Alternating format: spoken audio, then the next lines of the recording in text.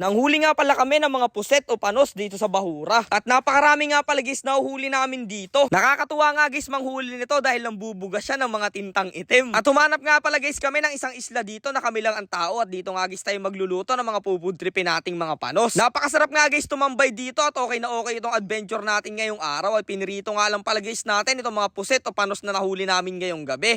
Kaya samahan nyo kami guys sa adventure at sa food trip natin. So what's up mga kanapadaan lang. So ngayong araw nga guys, maaga na naman tayong tinanghali ng gising. Pero bago natin simulan itong napakasayang adventure natin ngayong hapon guys, ay palambing naman, pakilike naman sana guys ng video na to, malaking tulong na yon. Wala man kami guys maibigay na iPhone o pera sa inyo, pero salamat kasi sinusuportahan nyo kami. Ang tanging maibigay lang guys namin sa inyo ay yung saya sa panonood nyo sa mga video namin at syempre sa pagsama nyo sa mga adventure namin. Dito guys sa mga vlog namin ay makikita nyo kung paano mamuhay sa probinsya at kung paano mamuhay ang isang mangingisda. Kaya samahan nyo na kami guys sa adventure namin ngayong araw. At ngayong araw nga pala guys, ay nandito nga pala kami sa may laot, sa may mga bahura. Kasi nga pala guys, manguhuli kami dito ng mga pusit o yung tinatawag guys namin ng mga panos. Baka guys hindi kayo pamilyar sa mga panos, yun nga pala guys yung mga pusit na kulay puti. Kasama ko rin nga pala guys dito yung tatay ko at nandun sila sa may maliit na bangka. At syempre hindi magpapahuli mga kaibigan natin makukulit dyan na malalakas pumudrip. Maya maya nga lang guys, ay una nga palang nakahuli dito yung tatay ko ng panos. Ayan guys. Eto nga pala guys panguhuli ng panos, ay meron nga pala kaming pamain guys na maliit na isda na tinatawag namin dangat. At yun nga pala guys ay hinila-hila namin. Tapos habang inihila nyo yun guys ay meron nga palang kakabit doon na panos o yung maliit na puset. Tapos saka nyo naman guys hihigitin palapit. Pag nga pala guys lumapit na yung panos ay saka nyo naman papasabitan ng mga kawil guys na marami na ginawa namin. Gaya na nga lang guys nito.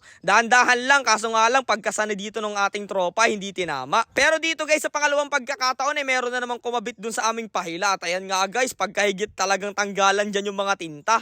Eto nga pala guys yung tinatawag naming panos. Ayan guys. Pusit siya guys na kulay puti at kadalasan rin nga pala itong pinapain pag nangangawil kami ng mga malalaking isda. Medyo mag-iingat nga lang pala guys kayo pag nagkakawil kayo nito dahil pagkasanin nyo yan guys ay bubuga talaga yan ng tintang itim at pwedeng matamaan kayo sa muka. Hindi nga pala guys namin madalas nagagawa yung mga ganitong vlog dahil may mga season nga lang pala guys na nahuhuli ito at sakto nga guys ngayong araw ay kalmado na rin. At ang tamang oras nga pala guys na panguhuli nito ay yung sakto palang lulubog yung araw para guys hindi sila mailap. Pag kasi guys medyo maaga pa at mataas pang tirik guys ng araw ay talagang tatakbo yung mga yan at hindi makakalapit sa bangka nyo. Buti na nga lang guys, ngayong araw ay masibad o madawi nga pala dito ang mga panos. Kaya tuwan-tuwa guys kami ng mga tropa ko dyan dahil kung hindi nyo guys may tatanong, sobrang sarap talaga nito mga panos na ganito. Kaya nga guys, syempre tuwan-tuwa na naman kami magkakaibigan dyan dahil may food trip na naman tayo ngayong hapon. At dito nga guys, malapit na nga palang kumagat ang dilim at tuloy-tuloy pa rin nga pala guys yung pagkagat din dito ng mga panos doon sa aming pamain na dangat. Nakakatuwa lang guys dahil talagang sobrang cute nila pag nahuli nyo. Ganyan guys ang itsura nila. Medyo umiilaw rin guys yung mga yan mamaya-maya pag dumilim na. Ito yung sinasabing fresh catch and cook talaga guys. Napaka-solid niyan. Kahit nga guys kilawin mo yung ganyan ay hindi ka mapapahiya sa lasa niya. Ang masarap nga pala guys na luto dito ay gagataan nyo guys sa gatanan nyo. Tapos yung iba naman guys ay kinikilaw.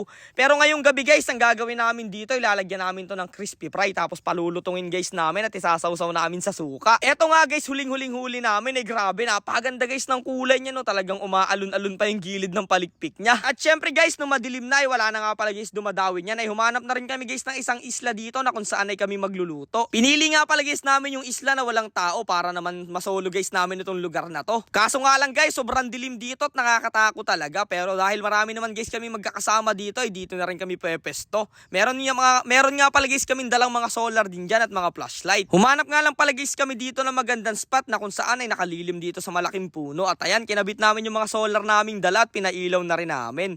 Grabe guys, napaka-solid tumambay at mag-food trip dito. Eto nga pala guys lahat yung mga nahuli namin. Bali nga pala naka 8 peraso kami dyan tapos yung tatay ko naman ay 3 peraso yung nahuli. Dila? Ayos na rin to guys, marami na rin to at pwede na rin natin itong pang-ulam. Napakapayapa rin guys dito sa spot na napili namin ngayong araw. Balak pa nga guys namin mamaya ay mangilaw dito. Pero bago pa guys mangyari yun ay nagpasiga muna kami dito ng apoy para makataboy guys kami ng lamok din dito kasi medyo maraming lamok talaga at walang hangin. Tapos ayun, sabay na rin nga pala naming niluto dyan yung sinaing. Sakto naman guys dito sa natabihan namin ay napakarami rin mga panggatong kaya hindi na rin guys kami ng problema dyan sa mga ilalagay nating panggatong para makapagpaapoy tayo. Shoutout nga pala guys sa lahat na may mga birthday ngayong araw. Happy birthday sa inyo. At syempre shoutout din sa mga OFW na palagi nanonood sa amin. Kaya kung isa ka guys sa OFW na lagi kami pinapanood ay paki-comment naman dito kung nasang bansa ka. And guys, preparation na kami sa pagluluto. Dilim dito ah. Parang may nagalaw dun sa puno. Ano yun? Wait lang. Nalakas. Ang naluluko dito. Dito. Oh, dito. Ala. Ay, dogs. Nagano ka din? Punta ka din eh. Uy. Tina din eh.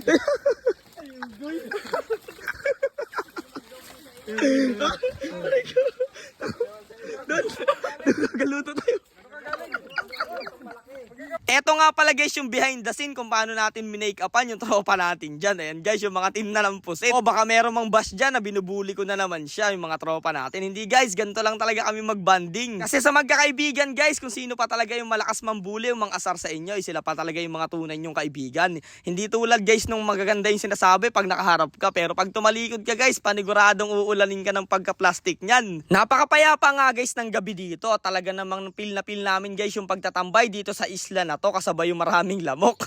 Pero ganun pa man guys, hindi na rin alintana yan sa amin dahil napakasarap guys ng pupudripin namin ngayong gabi. Ilagyan na nga pala guys namin ng crispy fry itong mga nahuli nating panos at sakto rin naman guys napaluto na rin dito yung sinaing natin. At maya nga lang guys, nagpainit na rin kami dito ng mantika sa napakakinis at napakaputi namin kawali guys na hindi nyo mabibili sa Shopee. Tapos ayan, sinalang na guys namin dito yung mga panos. Grabe guys, tunog pa lang niya, napakasolid na talaga. Eto nga pala guys kawali na ginagamit namin sa vlog na yan ay 3 taon na nga pala yan guys. Talagang napakatagal na yan sa amin. Kaya nga guys, kahit meron naman kaming pambili ng bagong kawali, hindi talaga guys namin binapaltan yan kasi may sentimental value na yan guys sa aming grupo. At dyan guys kami nakakaluto ng mga masasarap talagang pinufood trip namin lagi. At speaking of masarap, eto na guys, naluto na nga pala itong mga piniritong mga pusit o panus natin. Kaya syempre gagayatin natin to guys para hindi kami mag-agawan. At habang ginagayat nga guys natin to, grabe, amoy na amoy talaga guys dito yung bango nito at sobrang sarap talaga nito. Para nga guys, naging mga onion rings yan dyan o yung parang mga calamaris guys na binibili nyo. Pero talagang mas masarap pa to guys kesa sa calamaris dahil bukod sa masarap talaga to ay fresh yan. Food trip tayo, so magdasal muna tayo. Maraming salamat Lord sa pag-iingat kung nasan lang kami ngayon at sa blessing Lord. Amen. Guys, tingnan nyo, napakasolid ng ating panos oh. Ayan oh. Ako muna dadampot guys ha, sausaw natin oh. Suka mahalang guys, tingnan nyo ha. Wag Mario. Kain tayo. Wow! Crunchy! Ito, mga crunchy. Sarap. Ayos guys. Quality talaga. Ito yung pinakasuot niya guys. Kain dogs. Sarap, fresh na fresh. Grabe.